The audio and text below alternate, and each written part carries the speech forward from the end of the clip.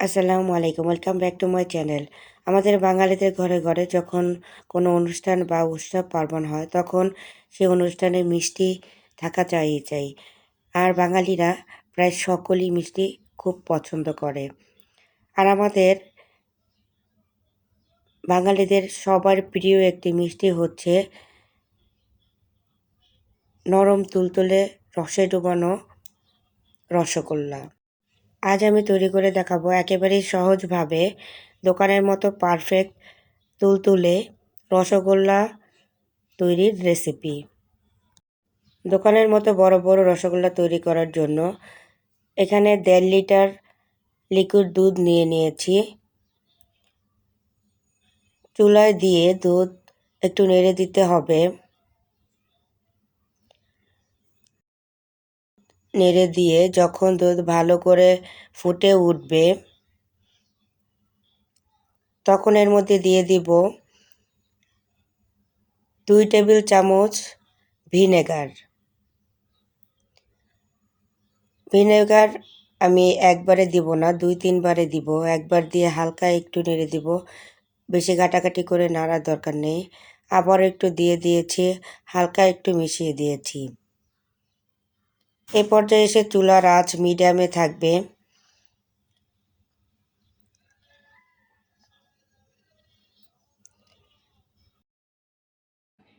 চুলার আঁচ মিডিয়ামে আছে। চুলার আঁচ মিডিয়াম থাকা অবস্থায় একবার নিচ থেকে একটু নেড়ে দিতে হবে। চুলার আঁচ সামান্য একটু বাড়িয়ে দিয়ে দুধটা আর একবার ফুটে উঠলে চুলাটা বন্ধ করে দিতে হবে। এই সামান্য একটু বাড়িয়ে দেওয়ার ফলে দুধটা ফুটে উঠবে এবং ছানাটা সুন্দরভাবে তৈরি হয়ে যাবে। তবে অনেকক্ষণ ধরে জাল দেওয়া যাবে না, এতে করে ছানাটা শক্ত হয়ে যাবে এবং মিষ্টিটা খেতে অনেক বেশি মজা লাগবে না। আপনারা দেখতেই পাচ্ছেন খুব সুন্দরভাবে আমার ছানাটা তৈরি হয়ে গিয়েছে। দুধ থেকে ছানাটা আলাদা হয়ে গিয়েছে এবং দুধের মধ্যে থাকা পানিটাও আলাদা হয়ে গিয়েছে। আমি চুলাটি বন্ধ করে দিয়েছি এবং একবার নিচ থেকে একটু নেড়ে দিয়েছি।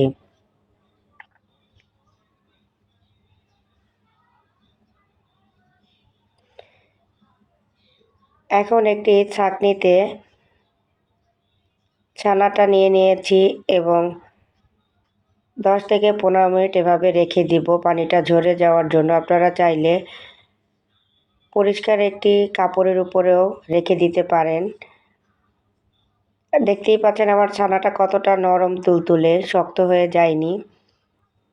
পানিটা সুন্দরভাবে ঝরে যাওয়ার পরে একটি প্লেটে নিয়ে নিচ্ছি। আপনারা দেখতেই পাচ্ছেন আমার ছানাটা কতটা সুন্দর নরম তুলতুলে। আমি কিন্তু ছানাটা থেকে পানি চেপে চেপে ঝরাইনি, তার জন্য ছানাটা এতটা সুন্দর নরম তুলতুলে। এখন এর মধ্যে দিয়ে দিয়েছি 2 টেবিল চামচ গুঁড়া দুধ এবং 2 চা চামচ ময়দা। সাথে দিয়ে দিচ্ছি 1 চা চামচ চিনি। আপনারা যদি চান মিষ্টিটা একটু শক্ত টাইপের হবে বা বেশি নরম তুলতুলে হবে না, সেক্ষেত্রে ময়দার পরিমাণটা আরেকটু বেশি অর্থাৎ 3 চা চামচ দিয়ে দিবেন। আমি চাচ্ছি এই রসগোল্লাটা একেবারে নরম তুলতুলে হোক, মুখে দিলেই গলে যাবে এমনটা। তার জন্য এখানে 2 চা চামচ ময়দা দিয়ে দিয়েছি। এখানে আমার 1.5 লিটার দুধের ছানা আছে। আপনারা দেখতেই পাচ্ছেন আমার ছানাটা কতটা নরম তুলতুলে। যখন পানিটা ঝরাবেন কোনোভাবেই চেপে চেপে পানিটা ঝরাবেন না, তাহলে শক্ত হয়ে যাবে এবং ছানাটা কাটার সময় একটু খেয়াল রাখতে হবে যাতে কোনোভাবে ছানাটা শক্ত না হয়ে যায়। এখন হাতের মধ্যে নিয়ে সুন্দরভাবে ছানাটাকে মথে নিতে হবে, তবে বেশি ঘষে ঘষে মথা যাবে না। হাত দিয়ে একটু নেড়ে নিড়ে সুন্দরভাবে 3-4 মিনিট মেখে নিলেই ছানাটা মধ্যে দেওয়া উপকরণ সব কিছু সুন্দরভাবে মিশে যাবে।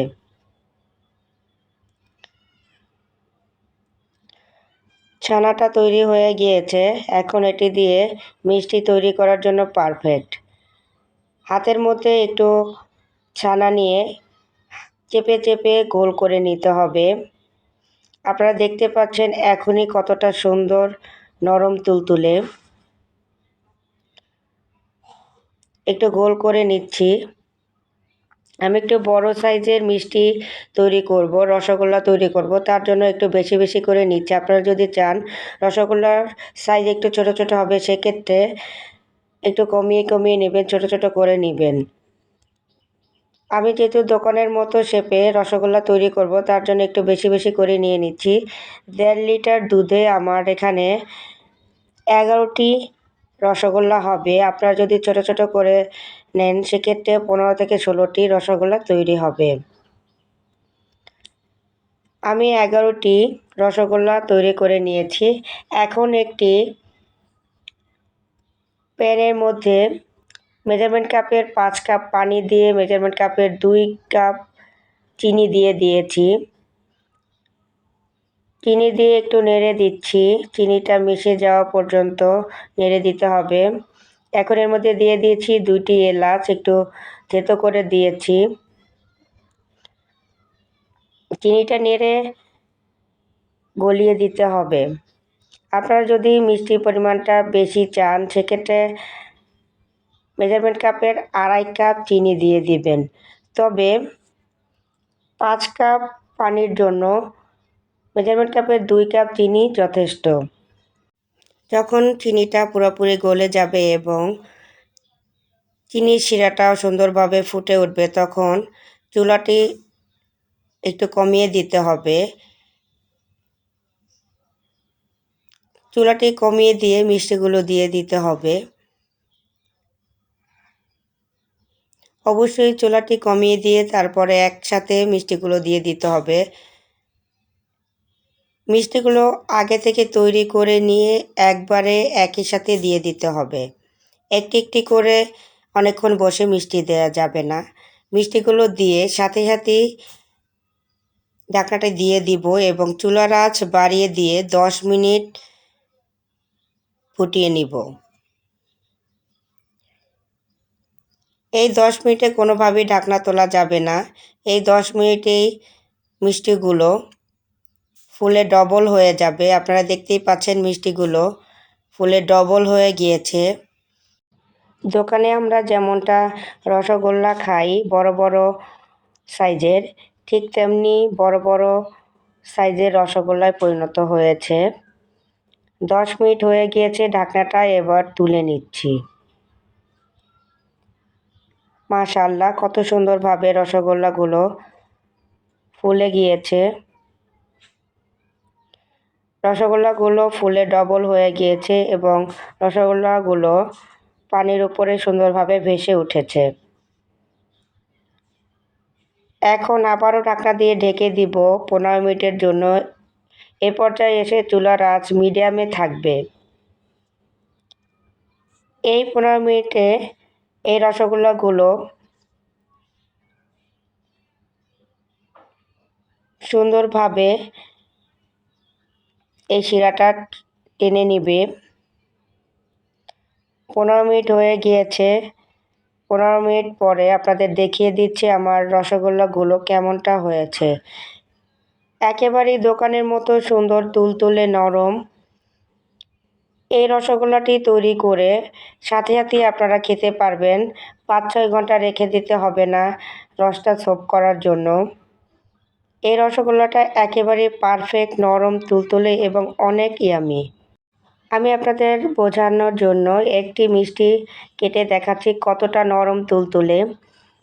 5-6 ঘন্টা না রেখে এই মিষ্টিগুলো সাথে সাথে তৈরি করে আপনারা খেতে পারবেন। মিষ্টিগুলোর মধ্যে কতটা সুন্দরভাবে রস টেনে নিয়েছে এবং কতটা রসালো আপনারা দেখে নিশ্চয়ই বুঝে নিচ্ছেন। আমি সুন্দরভাবে কেটে কেটে দেখাচ্ছি। আপনারা আমার রেসিপি ফলো করে খুব সহজেই 30 মিনিটেই তৈরি করে নেন দোকানের মতো রসগোল্লা মিষ্টি।